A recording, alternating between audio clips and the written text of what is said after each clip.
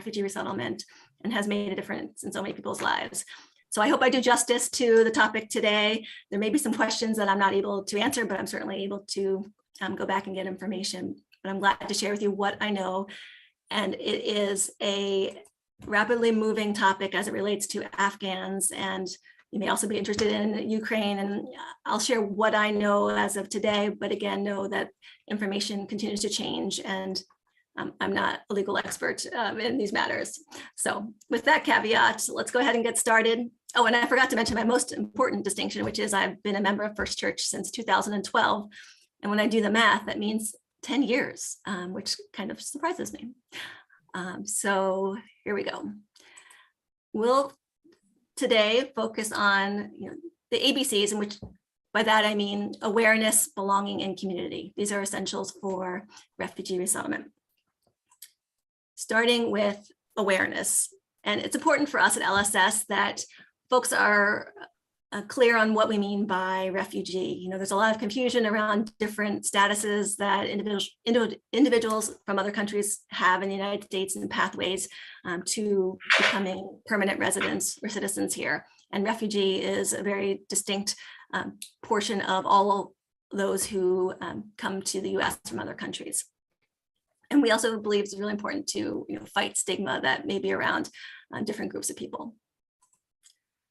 So one of the best ways is to learn is by asking questions, and starting with the question, who or what are refugees?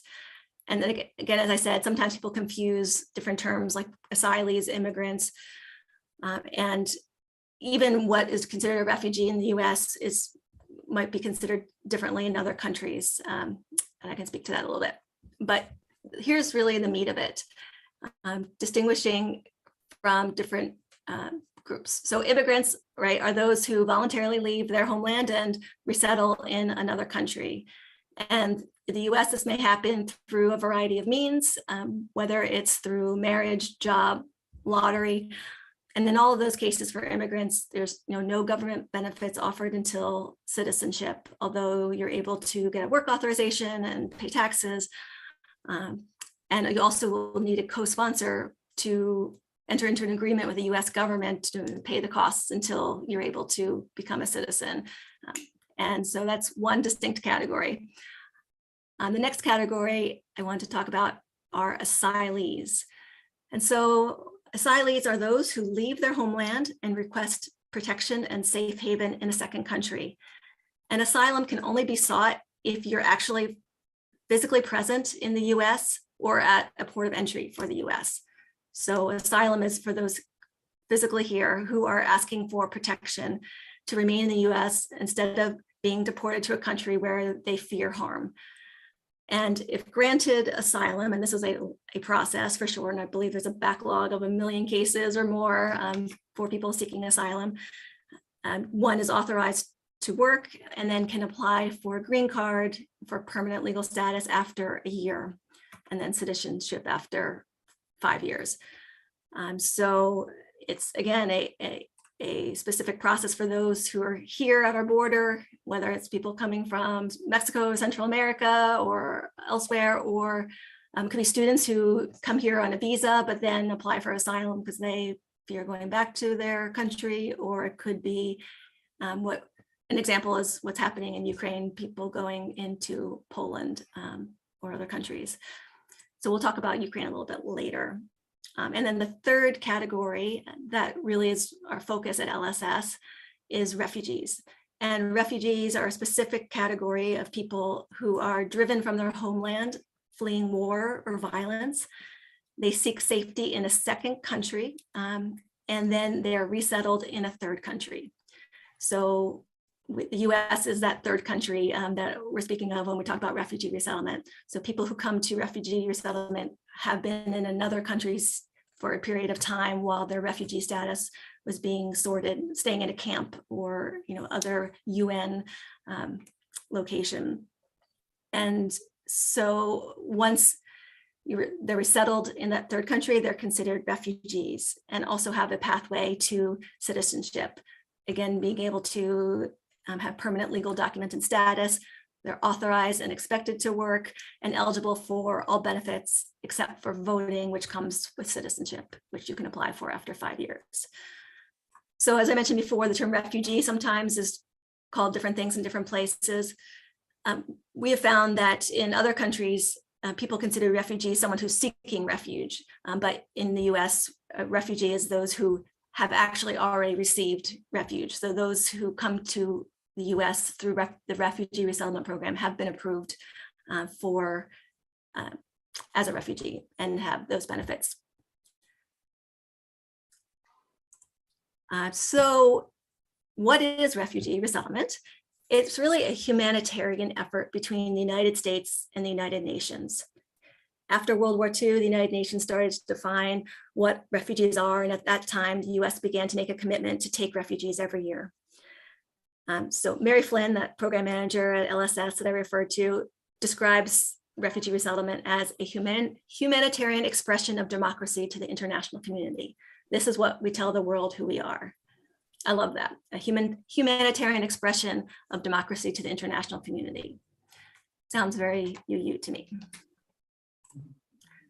So looking at the numbers of refugees resettled in the United States over the last several years, you'll see some variance in numbers there. There were some lean years during the prior administration, given the value from understanding about refugees, and went down to as few as 11,000 were admitted based on the prior fiscal year in 2021. Under the Biden administration, the cap was raised to 125,000 refugees and up to 70,000 Afghans. In the past, even in the 70s, the US resettled over 200,000 refugees. So the numbers are lower than they have been in the past, but the US does remain one of the largest refugee resettlement countries in the world. But at LSS, these were some lean years under the Trump administration. This program contracted quite a bit, but it's important to our mission at LSS. And so we really wanted to keep the foundation there because we knew that there would become a time when we would need to rise to the occasion again. And this year has been a tremendous year. We're a very small team, this particular program at Lutheran Social Services, just a handful of people. And this year we've committed to serving 300 refugees. That's just our normal allotment, but we agreed to serve an additional 200 Afghans as well, which is a lot of people for one agency. So we're proud to do so, and do so with a lot of support from others. So this is a camp. When I refer to refugees flee from one country to a second country where they are seeking safety. And a lot of times it looks like this. This is a camp in Kenya where refugees have fled to the United Nations camp. And the word Kakuma is not the name of a city. It literally means nowhere. And that's what it looks like. The UN conducts interviews to determine eligibility for refugee status and protection for those who are staying there. And then if they're given refugee status, the case may be selected for resettlement in a third country. And so it's the International Organization for Migration, which is a part of the United Nations system, decides where folks go. They don't always have a choice of which country they would be resettled in. It's all determined through the UN process. And if they are assigned to the US, then they would have to go through a process to be cleared by the US before arrival.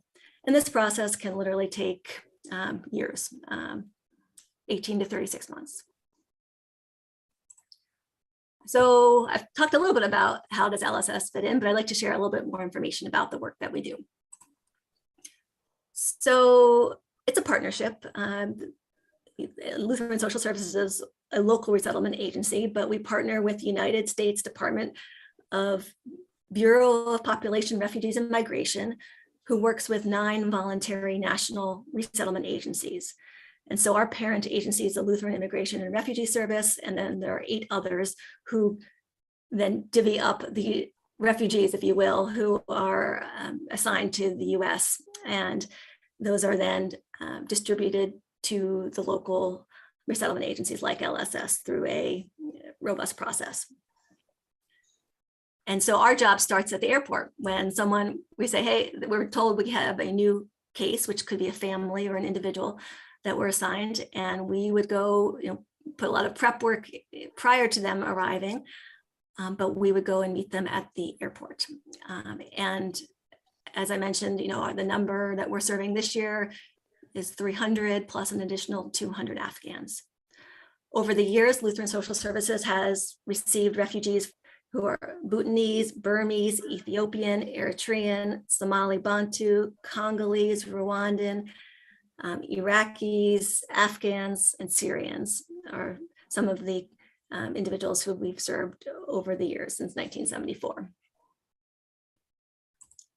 Really, the goal of refugee resettlement is self-sufficiency and welcoming people to the US where they can establish their lives and not be dependent on agencies, churches, or communities.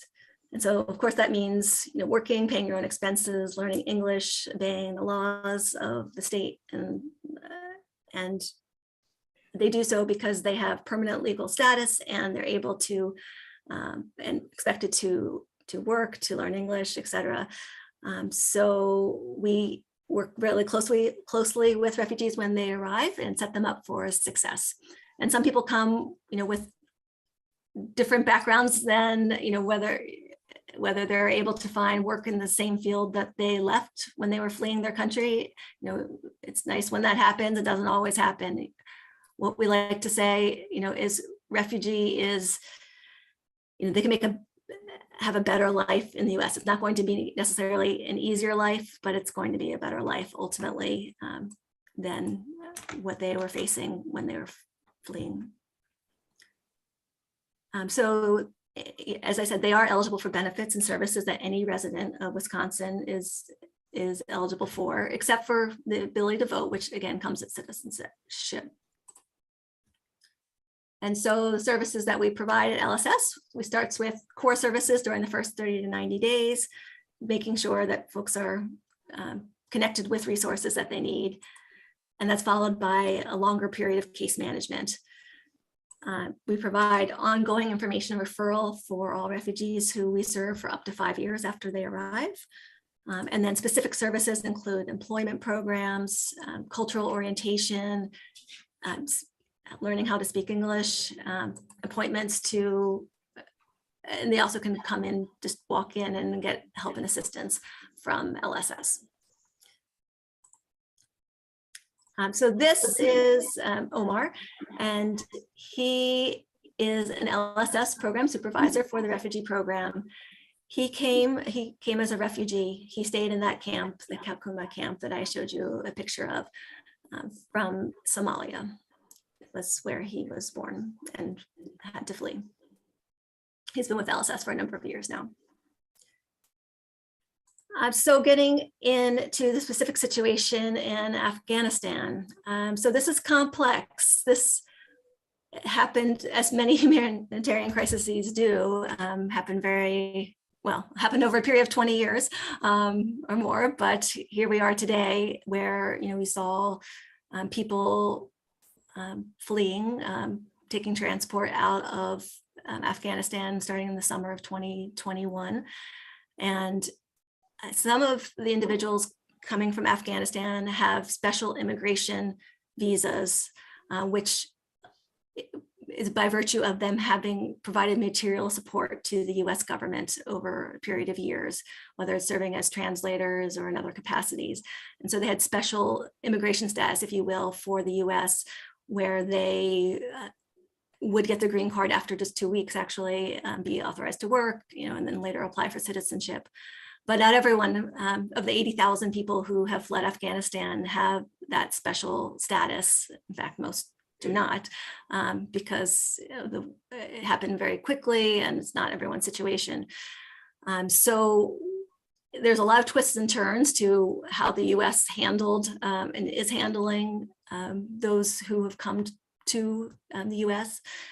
And initially, their status is through a humanitarian parole status, which is kind of hard to to explain, but they came by way of one of 6 forts, Fort McCoy in Wisconsin being one of the largest, which really served as a processing center. So unlike refugees who flee to a second country, go to a camp, and then resettle in a third country, the Afghans who have come here are really more like asylees. They came directly to the US and are seeking to have permanent legal status here to stay. And so the mechanism that they're here today is through this humanitarian parole mechanism, which allows them to apply for work authorization. So that took a little bit of doing to get into place to make sure folks have their work authorizations as soon as possible.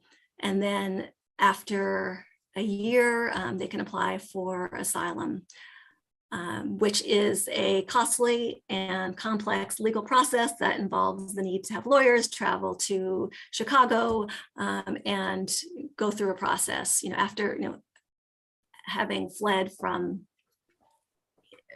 terrible situations, leaving everything, it's a lot. So at Fort McCoy, like I said, was a processing center. I don't believe anyone is there now. We had a field. We had staff on the ground there helping at Fort McCoy to sort through the various things. And I know a lot of people provided other types of support to what was happening at Fort McCoy, but LSS was asked can you take 100 to 200 more refugees? And so that was a lot of people coming at once that we had to prepare for and provide housing for, arrange, landlords to take refugees. Actually, we call them Afghan evacuees because they're not technically refugees from the definition that I described. So it's been all hands on deck situation and needing support of a lot of volunteers.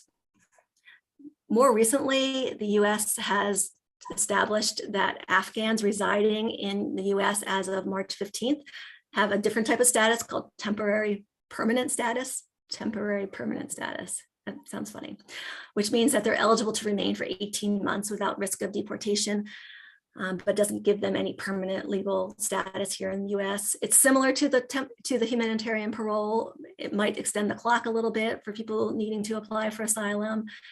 It could be extended again, but this temporary permanent status, protected status, that's right. That's why it sounded funny. Temporary protected status does allow for, I just lost my train of thought. Anyway, it allows for additional Afghans who were here prior to fleeing from, who were here, maybe here as students on other visas. It gives them status here as well.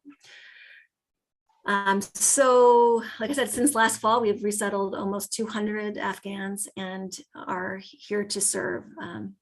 And what does that look like? LSS receives pass-through funding from our National Resettlement affiliate, which I described as the Lutheran Immigration and Refugee Service.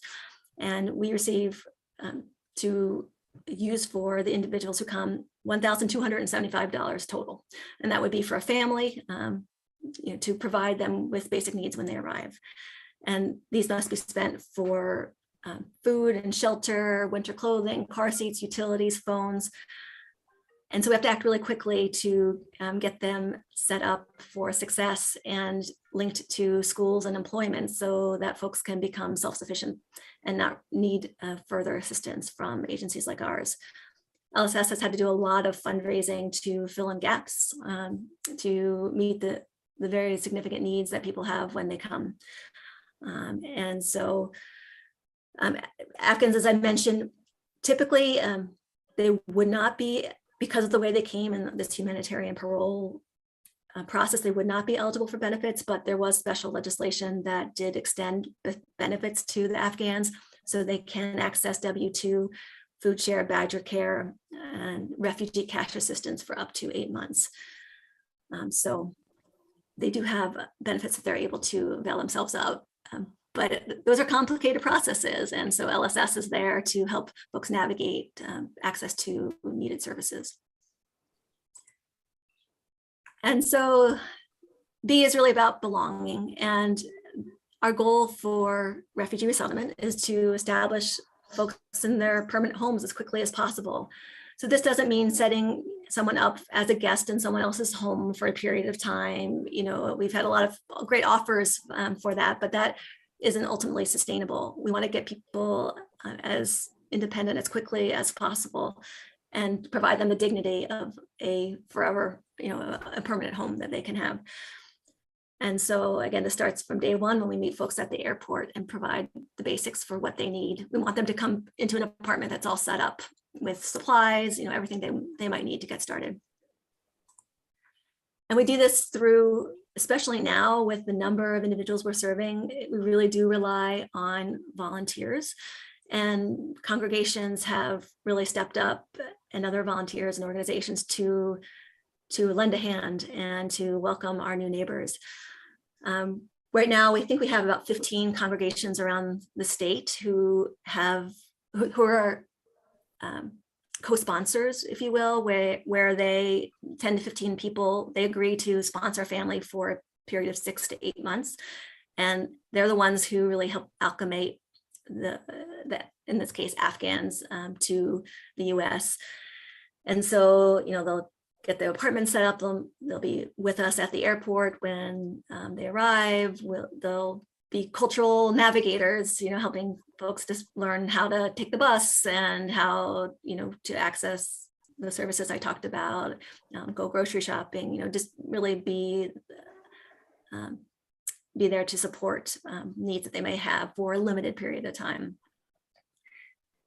And there are other ways that we've had volunteers help as well, and that includes as individuals who can just step in to provide transportation for someone until they can obtain their own transportation, or help, you know, with grocery shopping, or provide English language tutor services, or provide other pro bono professional services, or organizing a drive, collecting items and delivering them to their homes, and many more.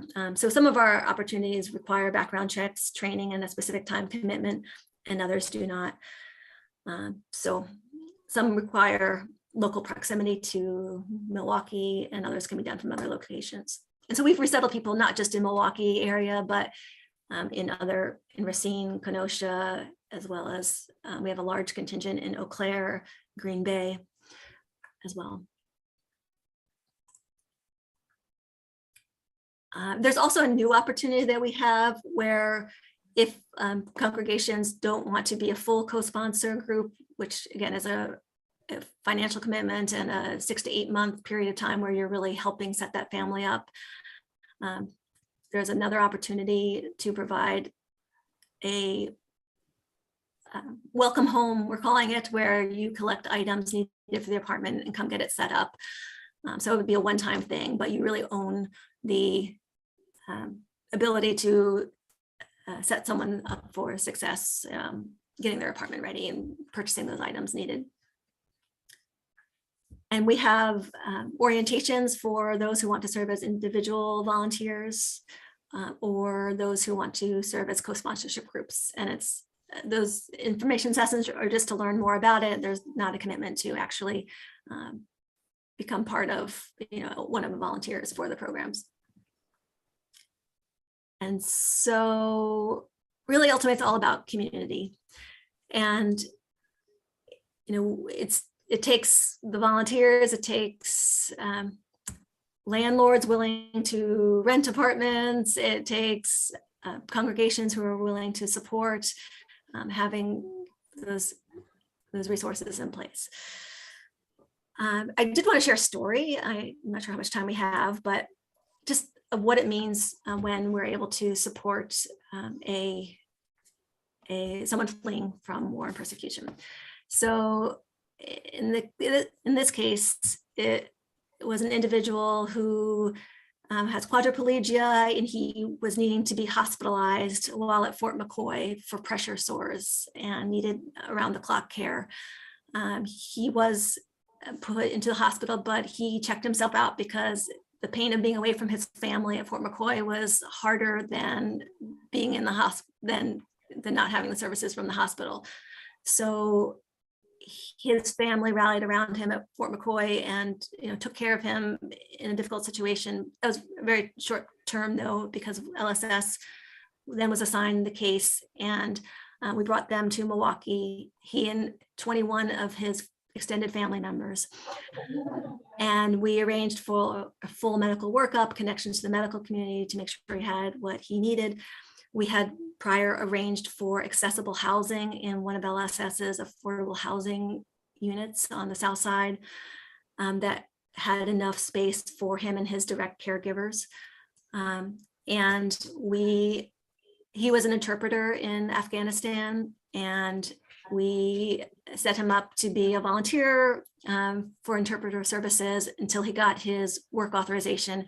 And then he now is being paid as an interpreter, as well as through the generous support of a donor. He needed a special type of wheelchair. So we are in the process of looking to arrange that. So it's multifaceted, the support that are provided to refugees when they come. And in terms of Ukraine, I'll just share a little bit about what we know about Ukraine. And that is that it's a difficult situation evolving every day. And obviously our first and foremost hope is that folks can return to Ukraine. That's what their desire is. So it's not like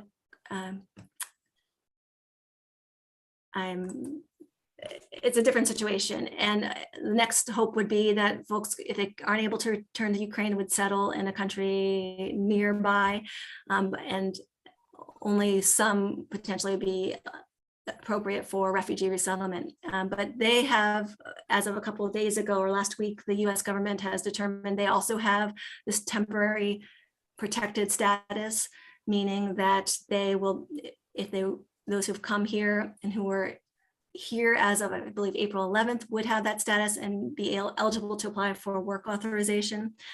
However, they would not have any of the benefits like the Afghans have in terms of Badger care or W-2 or temporary assistance, any of those types of things, but they would have the ability to have work authorization as of under this temporary protected status that Ukrainians have been designated. So, however, their children, if your children in Wisconsin or in the US, you would be able to go to school and they would have access to medical care, children and pregnant women, but other adults would not have and would not have access to those services. So that is a rapidly changing situation. LSS stands ready to help when called upon. We seek to be a resource for these situations in humanitarian crises, and unfortunately, we've seen a lot of them recently, and have really relied on the help of others to meet the needs of people as they become our neighbors. And so on the screen is just some information about where you can find more information, as well as contacting our church relations liaison, and that's how you would find out about volunteer opportunities and attend one of those informational sessions that I spoke about. So that's what I have to share with you today, and I welcome any comments or questions. I'm sure some of you have experience working or doing things for the Afghan population or other things that you could share as well.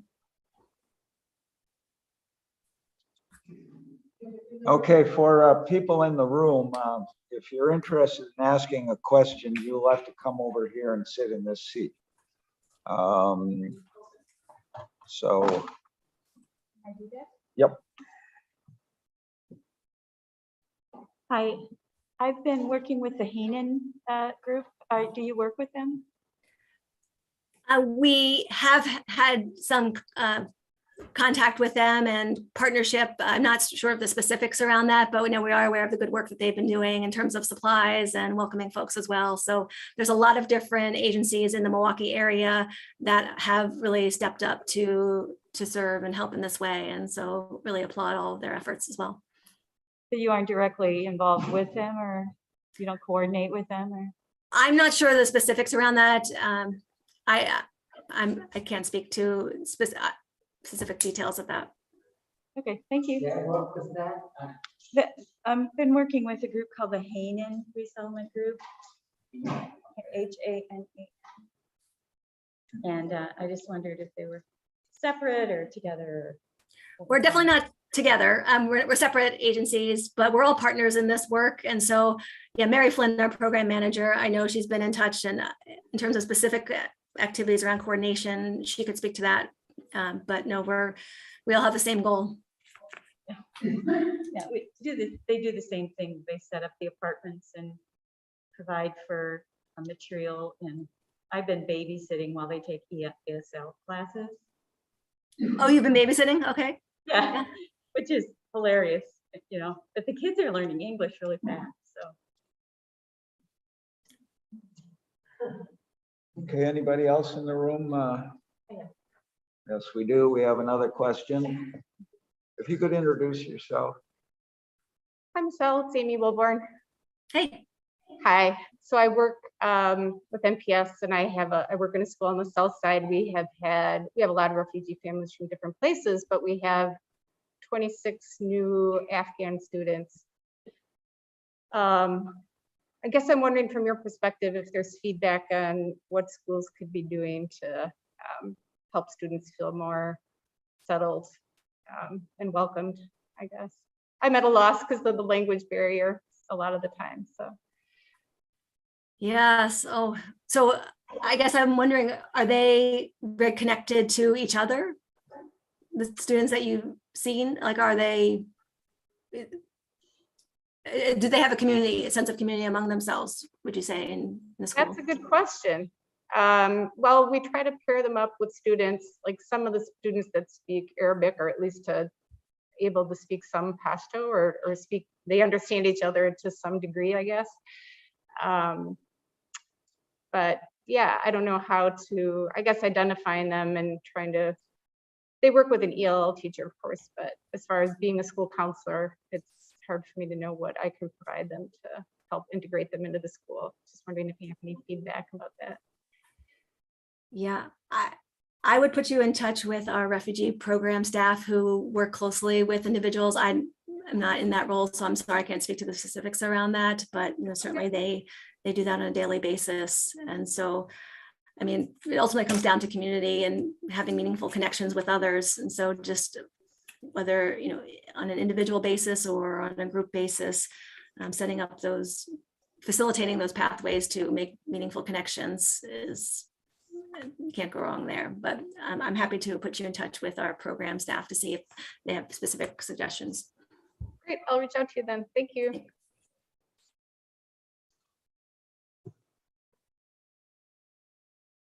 Okay, do we have anybody else who'd like to? There might be some in the chat. I checked the chat, there's nothing there. Actually, maybe there's one more here. We'll just check quickly. I see a raised hand. Dennis, did you have a question?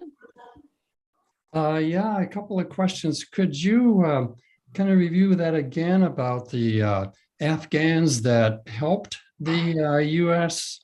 and how their status is different from, say, an Afghani who didn't help the U.S.? Yeah, they have a special mechanism called the special immigration visa. And that allows, some of them had it in hand when they were coming, but some were in process. So I don't know all the details of the legal process to get the special immigration visa, but there's background checks, there's many steps to that. But those who have that special immigration visa have access to the green card much sooner, and that pathway to permanent legal status in the US if they have that.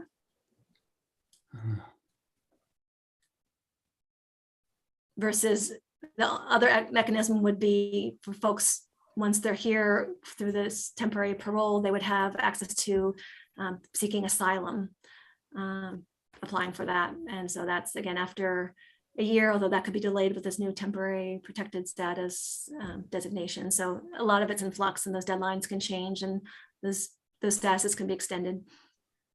Thank you. Oh, we have one more question from Ann Batiza. She writes, according to Brown University's Cost of War project, 37 million people have been displaced as a direct result of wars fought by the US since September 11th, 2001. To what extent do you feel education about US responsibility is a factor that could increase support for immigrant services? That's a great question. Yeah. I think education around the US is, this is just my personal opinion, education around the US's role in wars has a big impact, and I think it could increase support for refugee services. There's many displaced people in the world, and US has played a role in that. So I'd like to read more about that myself. Thanks for raising that. Others may have opinions about that as well. Okay, Dennis, do you still have a question? Yes, I do. A question about your funding. Is that mostly from the US government, or is that through like Lutherans contributing to their church societies, or how does that go? Yes, we receive that $1,275 per case, and the case is a family or an individual, depending on how they arrive. And that's through Lutheran Immigration and Refugee Services, but through the federal government. That's how it's funded.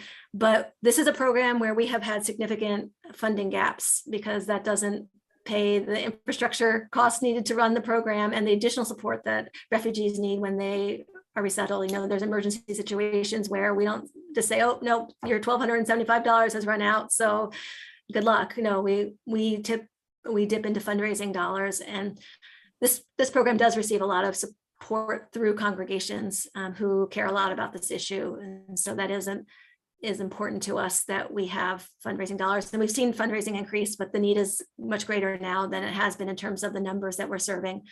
So we actively seek church support and individual support donations to fill in the gaps.